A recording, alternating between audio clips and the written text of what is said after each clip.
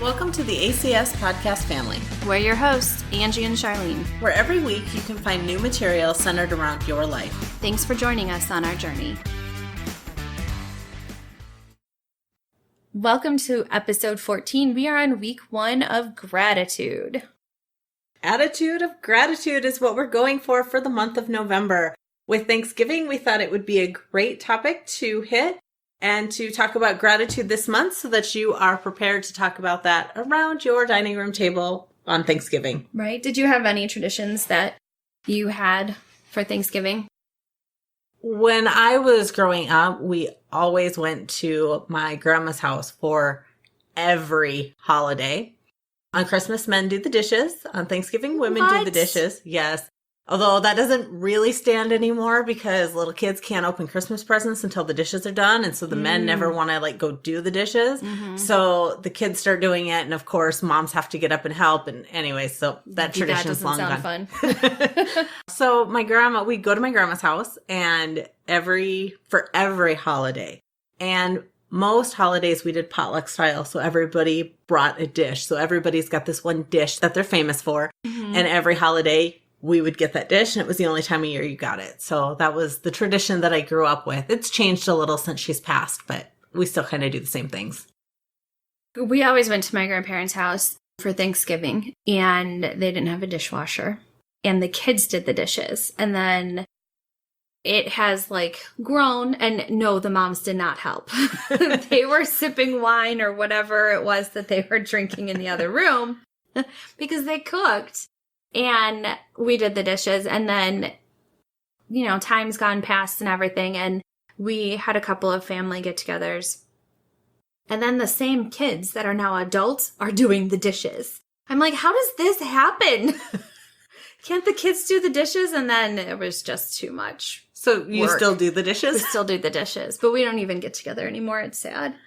But my grandmother, every Thanksgiving, used to have us go around the table and say what we were grateful for the year. And we've kind of adapted that to, what was the best part of our day and the worst part of our day at the dining room table daily with our family.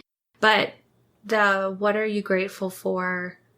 We all had food on our plates and nobody was eating because it was so intense listening to what we were grateful for, whether it was, my dad's heart transplant or my sister's brain tumor or my grandparents' trip to Italy or Germany or wherever it was that they went. There was always stories to be told. And then we would get done and we're like, oh my gosh, now the food's going to get cold. Hurry up and eat it. But it was always the best part was listening to everybody's happiness from the year. I think that is awesome that you did that and being able to listen to that happiness throughout the year. We talked about the fact that you guys went to Costco and got your huge jar of pickles and made your gratitude jar. So my question is that something that you relive and look back through at Thanksgiving, or when do you use that and when do you look at that? We haven't done it this year. Now that you say that, I don't even know where it is, right at this very moment. I rearranged the living room and I moved it. So I'm going to have to go home and do that. Note to myself. We typically would do it at New Year's Eve.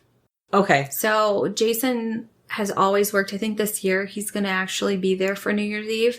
But it's just me and the kids. And we go wild and crazy with our junk food until we're about to burst. And then we would dump it out on the table and take turns, everybody just picking something and reading it. That's really awesome. So talking about how you kind of morph that into something that you guys do around the dinner table is the best part of your day and the worst part of your day.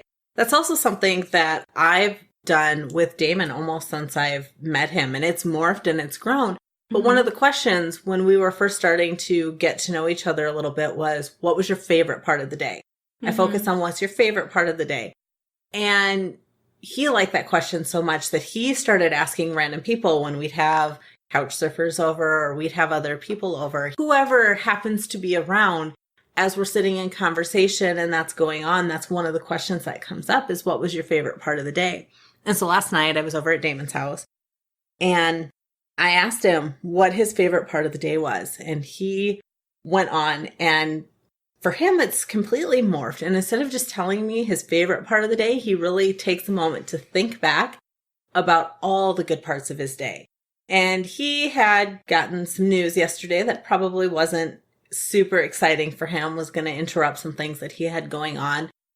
And he sat back and when I asked him that question, and he started listing off all of the events that went on during the day that were good. And some of them are mundane and some of them are things that happen every single day or whatever that is. But he can pick out those moments and be like, well, I really enjoyed this today and I really enjoyed that today. And after it was done, he looked at me and he said, and I just picked out a whole bunch of parts of my day that I wouldn't have thought about or come up with had you not asked me that question, because I was kind of having a blah day. So that's awesome. It really does change your whole perspective on the day. I think exactly what you said too about it passing. So we had people over the other day for chili, and our friends have kids that are friends with our kids. And they're like, let's do best part of the day. And the kids have eaten over at our house enough that they've done it. But it was just like so natural, and it just spread. And I don't know if they do it at their house. Like, I'm not part of what they do for dinner, but it spreads, and everybody's thinking about it then, and they're thinking about the goodness, and just the goodness just keeps spreading instead of the yick. I do a version of that with my clients too, because when we are working together in a situation, I want you to come with an appreciation and a gratitude energy. So talking about what's one thing that you're proud of and one thing that you're grateful for. And sometimes people really struggle with that, right? They don't want to put the spotlight on themselves. What am I proud of about myself? But really focusing on cultivating that appreciation and that self-confidence and that self-worth and that self-awareness issue all goes into gratitude and being able to pick those good parts out of what's going on. Right. So Charlene and I have actually started talking about our gratitudes before we start this, so that we're bringing the most positive energy we can to the podcast for you guys as well. I'm glad you do that. I am. Makes me stop and think of what's going on that's good. Even the morning. Like, I'm not a morning person, but something good happened. Even if it's just I woke up. I mean, I do I thank God every single morning for my blessings. And I've been doing what you said, like trying to switch it up. Like, nope, I said that yesterday. Think of something else and do that. But it's different to say it even out loud to somebody else.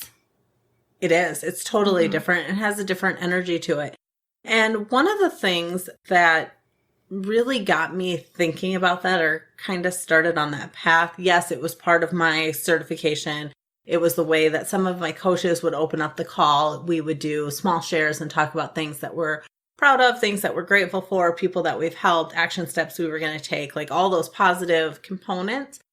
But what we got as a gift during my certification process was an hourglass. Oh. And that hourglass, she turned it over every time she started a new session. And it was her reminder that this day is a brand new, never lived before day. You're never going to get another chance to create today. You're never going to get another chance to create this moment. So that hourglass is that constant reminder. And she gave one to all of us as a gift. But thinking about how you can be grateful for today, be grateful for this moment, because not everybody opened their eyes today. Some people didn't open their eyes today. So if you did, you have something to be grateful for. And that's my constant reminder to put myself in that state of gratitude and appreciation. That's amazing. Sometimes I feel like my words go away, and I know that we're recording, so I'm supposed to talk, but I'm like, oh, that's good. Just take it in for a minute and hold it. But I want to go out and get an hourglass right now and start, even when I'm doing certain tasks, that would be just a good visual to have going on. It is. I love my hourglass. Yeah. And it's interesting. My kid loves my hourglass too. My son, he'll walk in the door and he'll turn the hourglass over. Mm-hmm. And so that visual for him and that same thing for him, it's planting that in his subconscious because he knows the story of it, and he'll walk in, he'll see it, and he'll turn it over. I've always wanted one of those things. I get mesmerized by the sand falling and like that little pyramid, and then it goes out and then it's flat. And I'm like, why am I staring at this? But it just makes my brain happy. I don't know. But you know what I don't like? Sand merging things at weddings, until I saw somebody do it in an hourglass. And then I was like, ooh, now I like it again.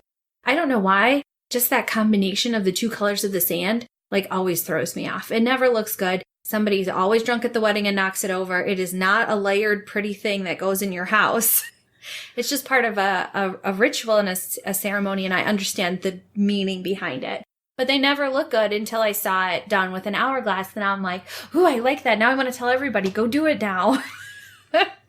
Side tangent again. Side tangents are good. We like side tangents in this podcast. It gives you all some added entertainment value.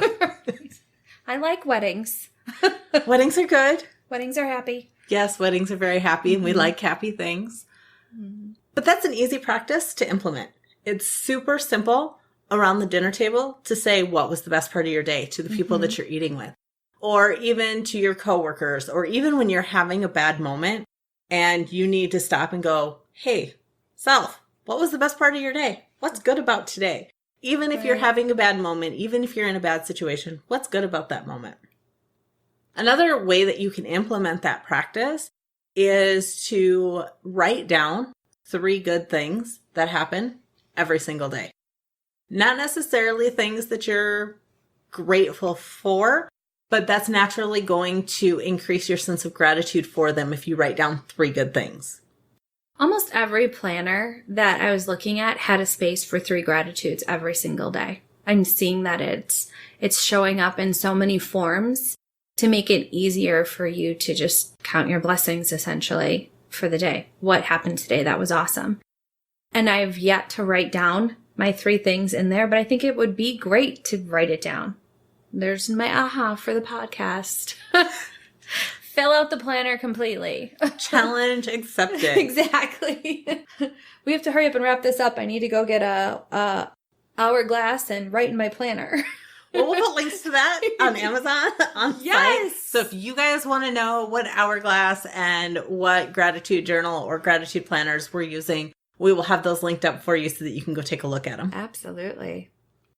And speaking of writing, let's talk about expressing gratitude towards others for things that they do for us. We might throw a casual thank you out there, right? Or a, hey, thanks for that, whatever that may be. But how many of you sit down and write out thank you notes? I do. Thank you notes are huge. And have you ever received a thank you note in the mail? I feel like I need to write them a thank you note because I get so emotional that they thought about me that I'm like, wait, now I'm thinking about you. And it'd be a never-ending thank you battle. But you know what I even loved?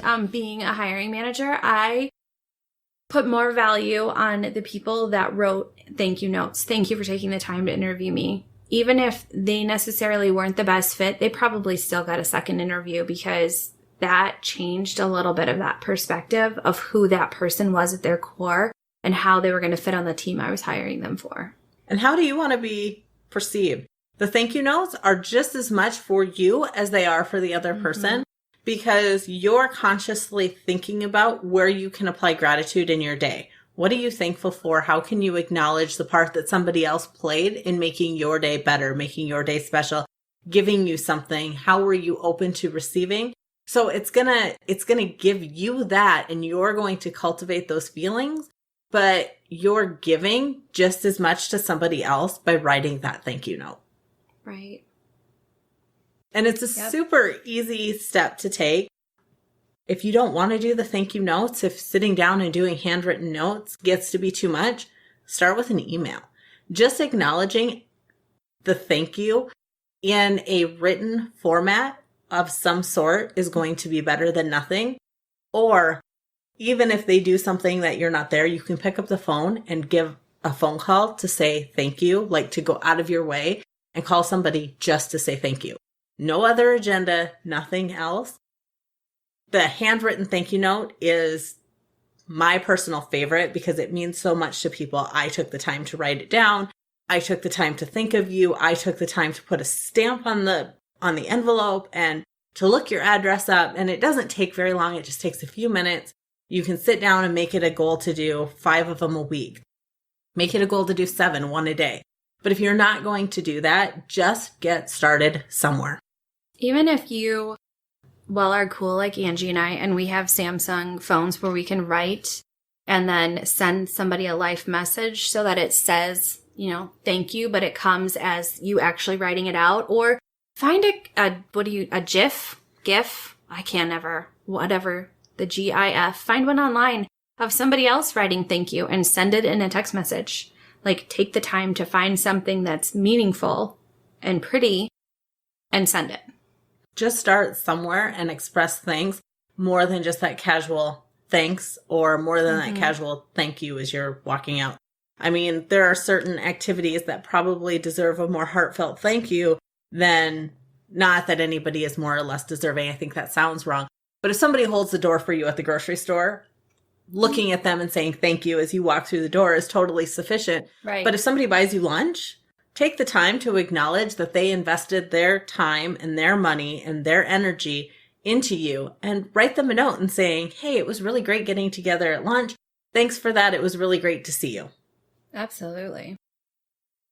So let us know what you are going to do this week by visiting us at ACS Podcast on Facebook, and let us know what you're doing to be grateful or show your gratitude. And the journey's not over. Make sure that you like and subscribe so you can stay up to date with the latest content and episodes. We love each and every one of you in our tribe, and we want to celebrate your successes alongside you. Share them with us at ACS Podcast on Facebook.